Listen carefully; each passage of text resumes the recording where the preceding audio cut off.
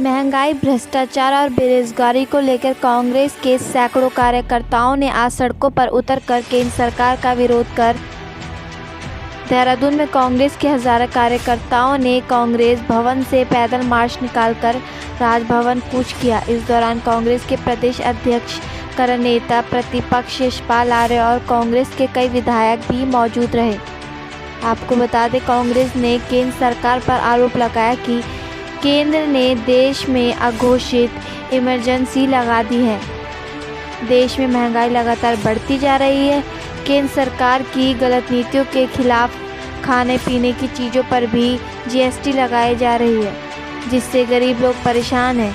कांग्रेस प्रदेश अध्यक्ष करण मोहरा ने कहा, आज कांग्रेस के कार्यकर्ता जनता की आवाज़ बनकर सड़कों पर उतर रहे हैं और राजभवन कूच कर रहे हैं, लेकिन राज्य सरकार कांग्रेस की आवाज़ को दबाना चाहती है।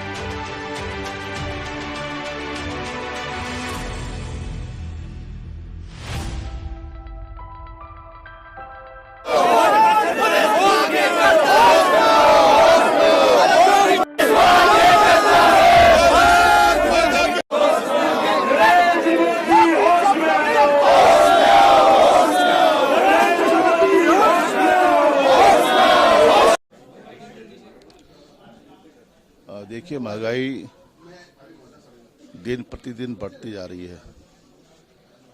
महंगाई पर कोई अंकुश नियंत्रण नहीं रहा सरकार का, केंद्र सरकार का। चरम सीमा पर महंगाई पहुंच चुकी है, आसमान छू रही है।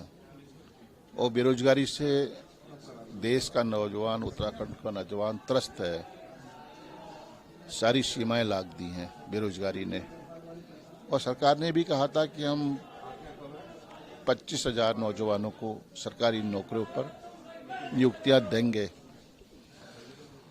और अग्निपथ जैसी योजना को लेकर नौजवानों के भविष्य के साथ खिलवाड़ करने का काम देश की सरकार कर रही है।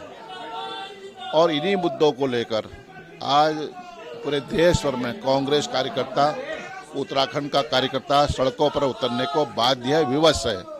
और ये लड़ाई हमारी जारी रहेगी। हम इस लड़ाई को अंजाम तक ले जाना चाहते हैं। बीजेपी की सरकार ने भारत की अर्थव्यवस्था को खुर्द-पुर्द कर दिया है और इसका सबसे बड़ा पुख्ता प्रमाण है कि गरीब का खाने का आटा, छाछ, दूध में भी जीएसटी लग गया है। और हम कतई कांग्रेस के लोग स्वीकार करने के लिए तैयार नहीं है कि गरीब के ऊपर टैक्स लगाए जाएं और मोदी और शाह, अडानी और अंबानी जैसे सेठों के कर्ज माफ करे। गरीब को लूटकर अमीरों की तिजोरी भरने की जो इनकी कार्रवाई है, उसका विरोध कांग्रेस कर रही है। घर में बैठे हुए भाई बहन जो बेरोजगार हैं, उनकी दिक्कतों को देखते हुए आंदोलन है। अग्निपथ योजना के तहत भारत को कमजोर करने की जो बीजेपी की साजिश है, उसके विरोध में यह प्रदर्शन है। और बढ़ती हुई महंगाई, भ्रष्टाचार के विरोध में यह प्रदर्शन है। जिस तरीके से नियुक्ति में घोटाले हो रहे हैं, उसको देखते हुए प्रदर्शन है। स्वास्थ्य में हमारी बहनें मरी, 800 से ज्यादा बहनें इन 4 साल में मर गई हैं बच्चा देने में, उसके विरोध में प्रदर्शन है। स्कूलों में अध्यापक नहीं है, उसको देखते हुए प्रदर्शन है। आज कांग्रेस भारत को बचाने निकली है और ये लड़ाई अंतिम सांस तक चलती रहेगी। पुलिस के दम पे हमको दबाने की कोशिश हो रही है, हम दबने वाले नहीं है। हमने इतना बीजेपी को झुका लिया है कि जिन्होंने 1965 तक अपने झंडा नहीं लगाया भारत का अपने क्षेत्र में, उन्होंने अपने गुरु दक्षिणा में कभी भारत का झंडा नहीं लगाया। आज घर घर झंडे की बात तक झुकाया है, कल को गरीब की सेवा के भाव तक भी झुकाएंगे और बीजेपी को घुटने में लाने का काम हम करेंगे। देखिए, सत्ता में बैठे हुए लोगों ने देश और उत्तराखंड के लोगों से वादा किया था,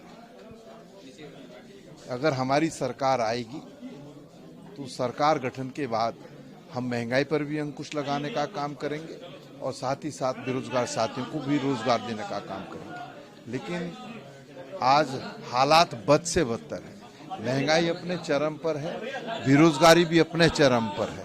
इसलिए हमारी राष्ट्रीय अध्यक्ष सोनिया गांधी जी ने, राहुल गांधी जी ने कांग्रेस जनों का आह्वान किया है कि कांग्रेस जन आज के दिन पूरे देश के अंदर राज्यपाल आवास घेराव करने का काम करें।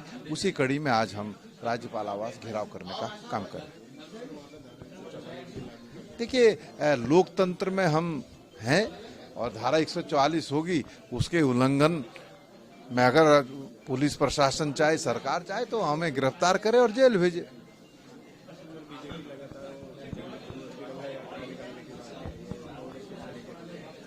देखिए, जिस बीजेपी ने, जिसका जन्म आरएसएस से हुआ है, अपने जो है मुख्यालय पर विगत 52 वर्षों से जो है तिरंगा नहीं फहराया हो, आज वो तिरंगे की बात कर रहे हैं।